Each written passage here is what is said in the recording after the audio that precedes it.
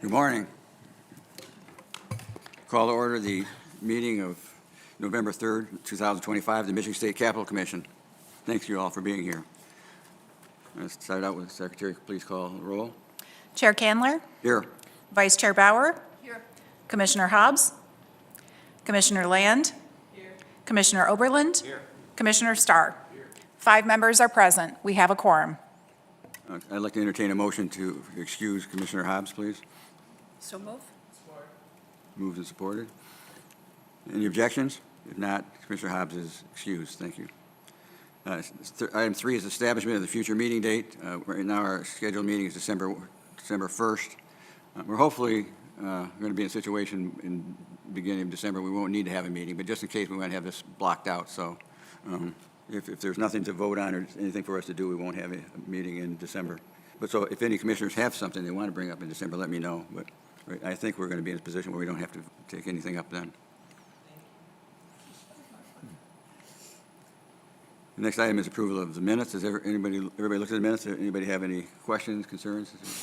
First of all, a motion to Commissioner Starr. Support. Support by Commissioner Bauer. Any questions, comments, corrections? Not. Secretary takes a roll, please. Chair Candler, Yes. Vice Chair Bauer. Yes.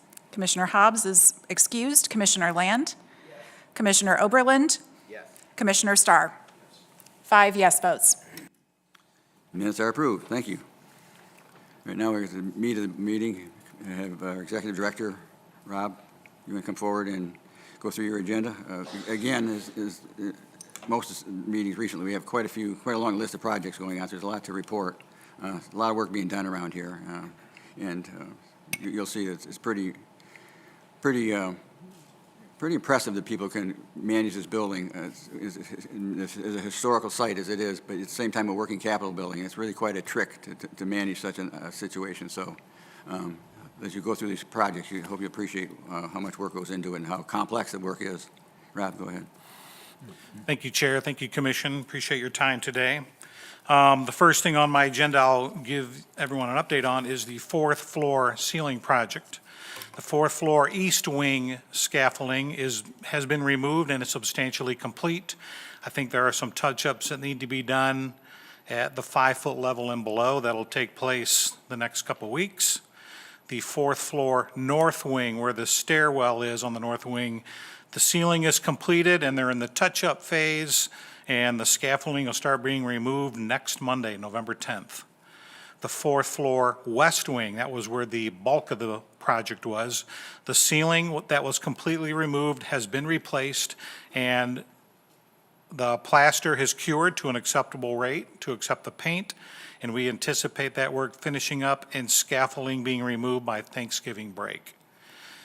H424, which is one of the conference committee rooms, also in the west wing, is having the detailed decoration added to the ceiling to match H428, which is the opposite of it. This work will have the whole painting crew's attention in the final weeks. Our schedule currently shows them finishing this space by the end of the year. The good news is all the scaffolding will be removed by the Thanksgiving break, so when legislators and Representative Schuette comes back, he'll have a clear shot to his office with no scaffolding, ducking, slipping on tarps or anything else. The side room will be there to the end of the year. At this time, it's not on the agenda, but I will mention, a couple months ago, I introduced to the Commission the 4th floor, the grand stair project that we wanted to open back up.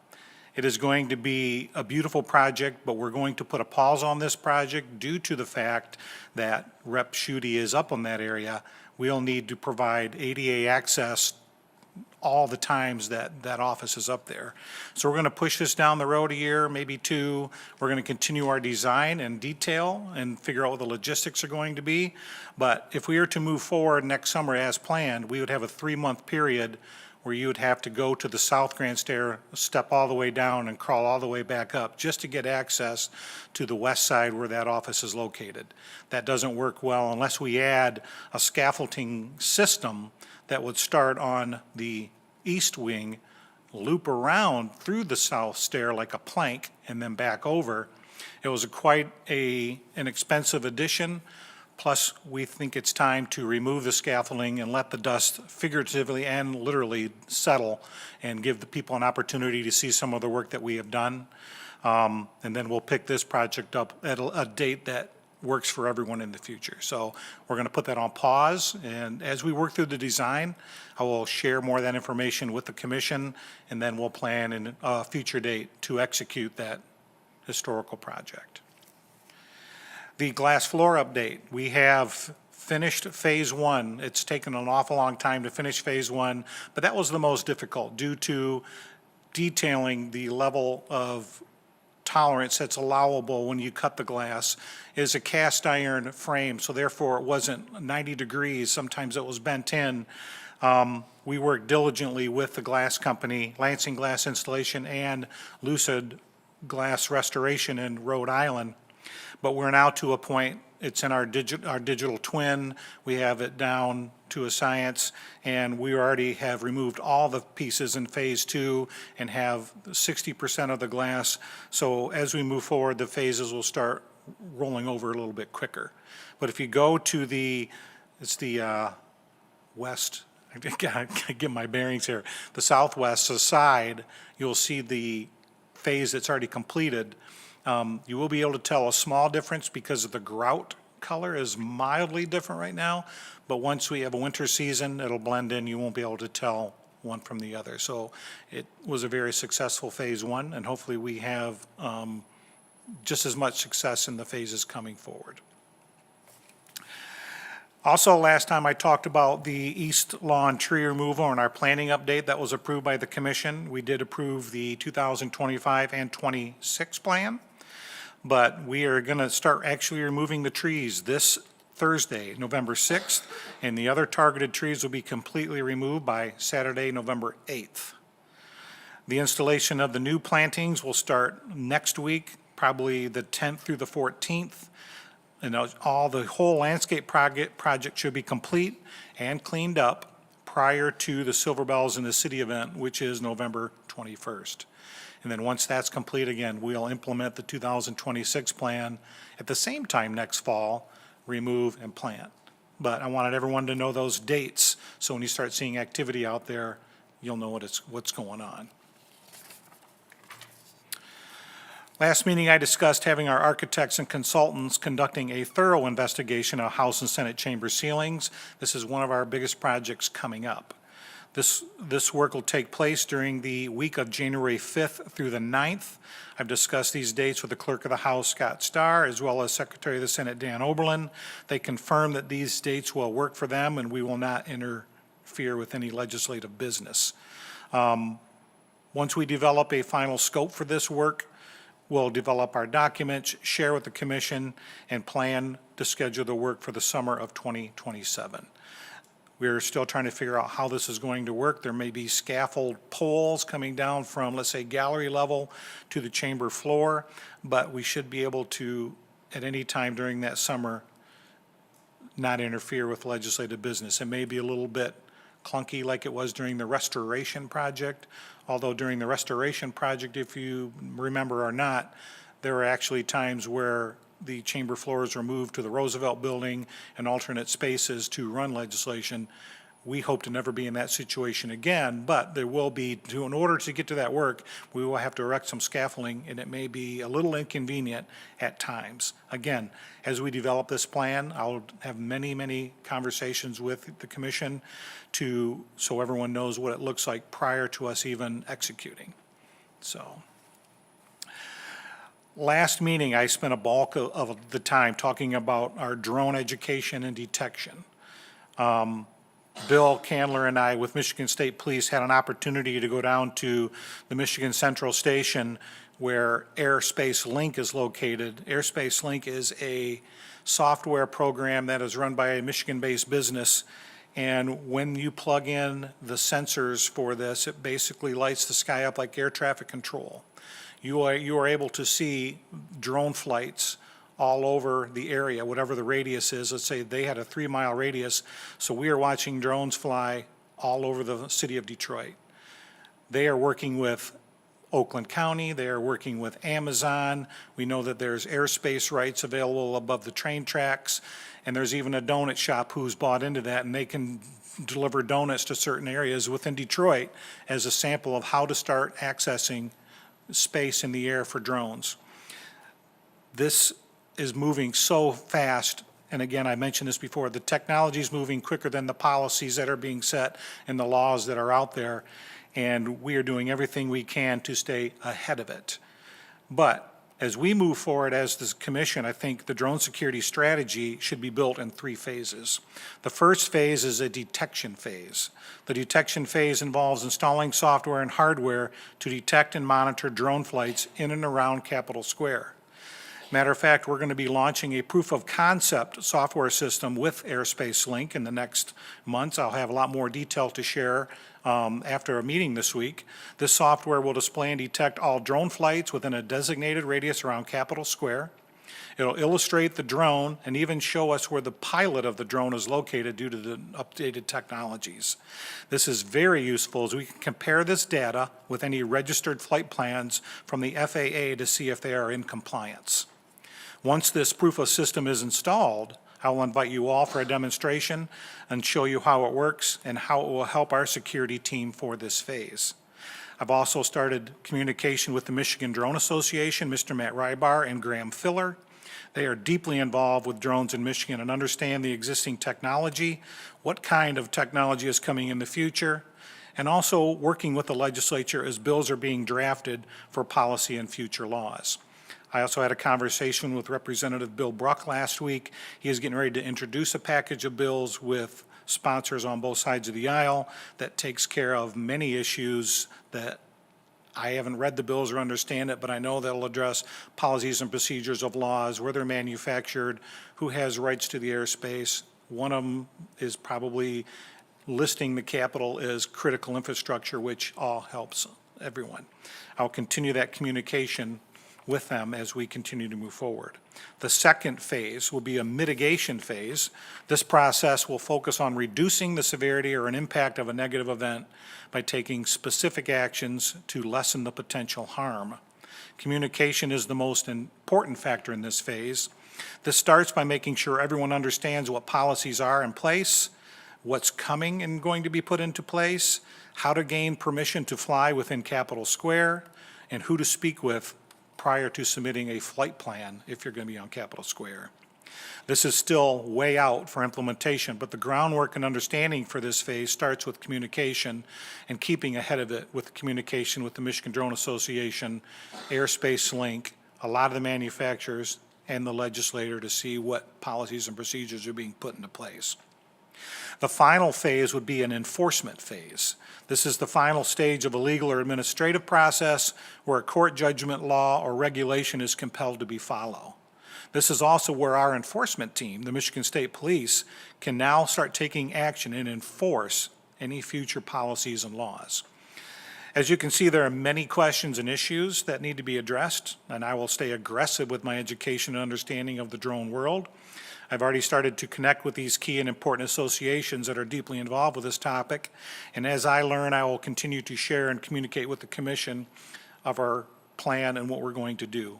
But as we are right now, we are just going to do the first phase that I mentioned, which was the detection phase, and I will not move into any of the other phases until I have a better understanding of where we're going, and I won't do anything unless I have the permission of the Commission prior to that as well. There was a lot there. Do I have any questions on that category before I move on? Okay, good.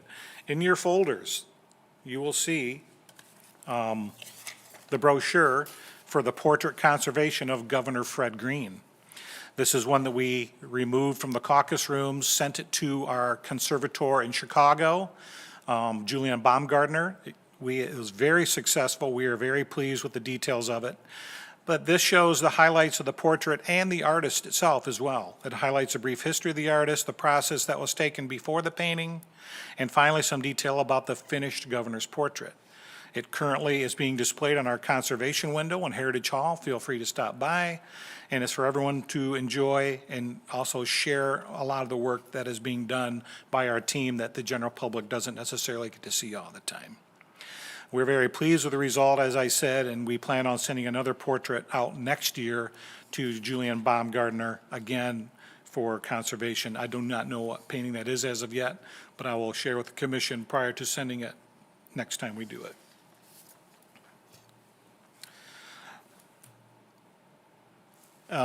Capital education and tour numbers. In September, we gave 182 tours and served 4,800 people. This is 200 more people than we did in 2024. For October, we had 8,568 visitors on 286 tours. This is 18 more tours and 244 more people than October of 2024, which is great. And this past weekend, we are open on Saturday, and we had 105 people show up, and we served them for tours, we're happy. And as you can see, we are continuing to grow this program, which is really our intent.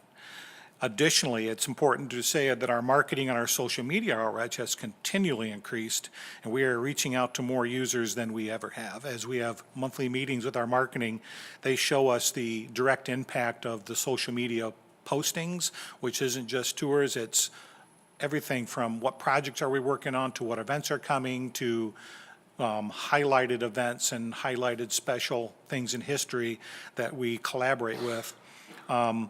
We do know that we're reaching out to tens of thousands of people monthly, and the new growth, it's over 10 or 15% a month of new viewers that we're outreaching as well. So that was the intent of the marketing and outreach for two reasons. Number one, making sure that we have a clear and balanced message instead of each of our groups sending out a different message. It's more collaborative, which is really better to control, and also trying to reach the different groups that are out there, whether the museum groups, the reading groups, the library groups, the education groups, the portrait conservation groups. There's so many items that we touch with our programs here at the Capitol Commission that we want to make sure we share all that and share, everyone who's interested in that.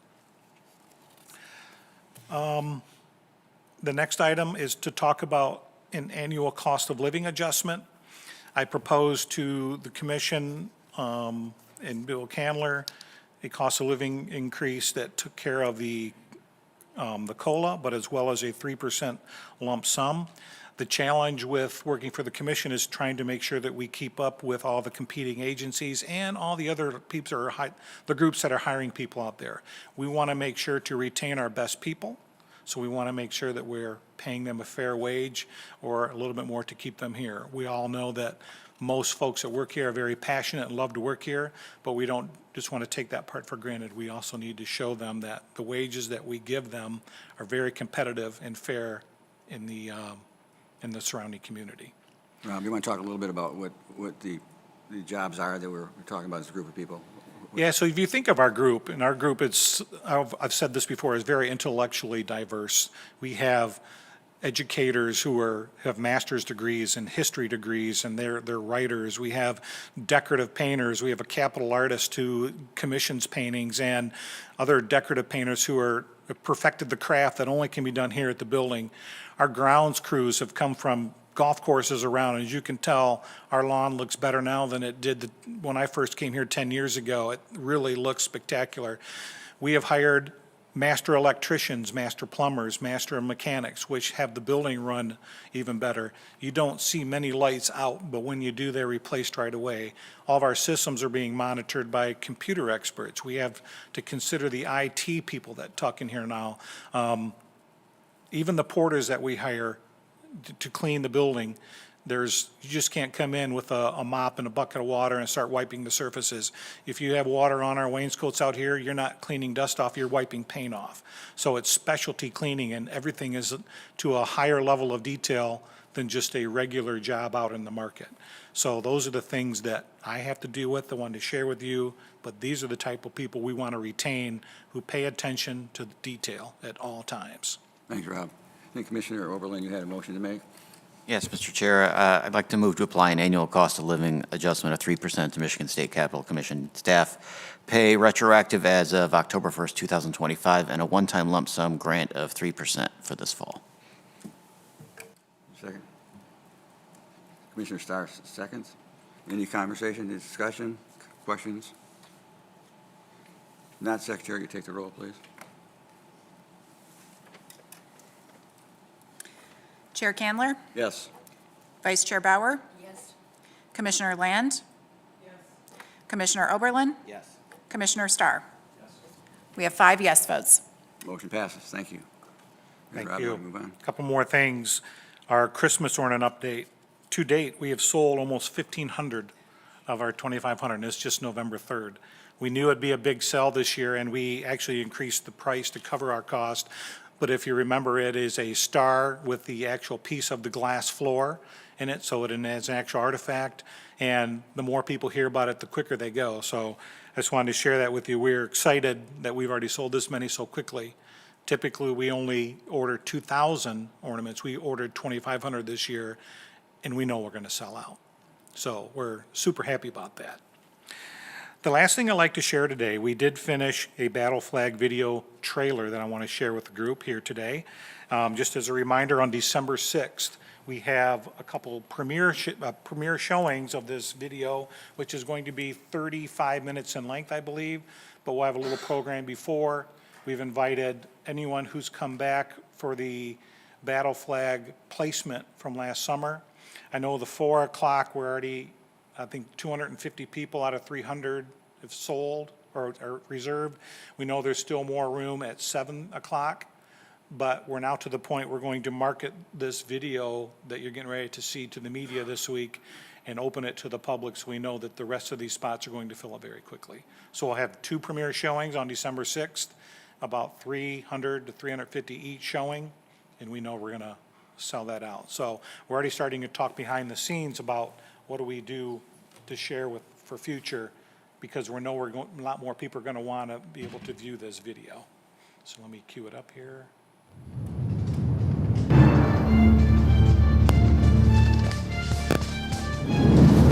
The Civil War became a very deadly game of capture the flag. To lose your flag was a dishonor. To capture a flag was a great honor.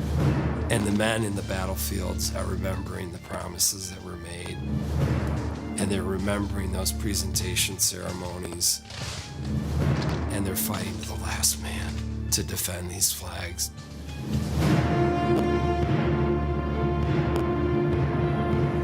In the chaos of battle, regimental flags were the heart and soul of the men fighting beneath them. Beacons of regimental cohesion, the colors were vital in maintaining order in combat and were carried front and center in the line of battle.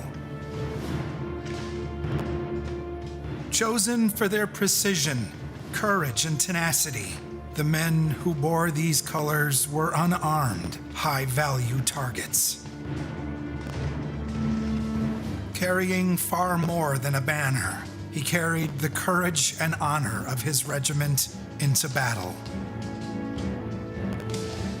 It was one of the most honorable, yet deadly duties in the Civil War.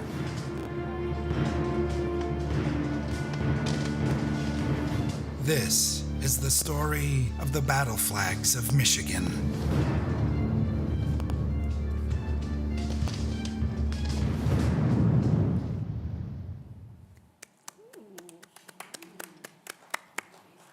I know we're all excited for it. I hope you have the opportunity to come. If you can't, that's okay. Again, we're going to have a few other showings in the future for this, but I just want to make sure that you guys had an opportunity to see that trailer before the general public. So I'm open for any questions. Anybody have any questions on anything? Rob? Commissioner Bauer? No, I just have a comment. With the number of tours last month, I was here with a 3rd grade class, my great nephew. So I had done it a couple years ago with my great niece from DeWitt. But I just have to say, you know, I'm amazed seeing it through the eyes of the chaperones and the teachers and the kids. It's such so well organized. Our docent was excellent, very good. I can't believe she could control those third grade kids like she did. But, just my hats are off. All of our staff are phenomenal, but that whole cadre of people who make that happen, it's just amazing. And I always can't help but think Heritage Hall, I mean, it's wonderful in many ways, but the impact it has on tours with groups of one after the other of third graders who come in, it's hard to believe we used to do it differently and people were in the older part. So just, again, hats off and thank the staff for one small part of what goes on in this building. Thank you. Thank you. None on the agenda? Any other business? Anybody? Nobody? How about public? Any public comments? Anybody from the public wish to address the commission? Guess not. Have a motion to adjourn. So move. Commissioner Bauer moved. Support by Commissioner Land. Any objections? If not, the meeting is adjourned. Thank you, everybody.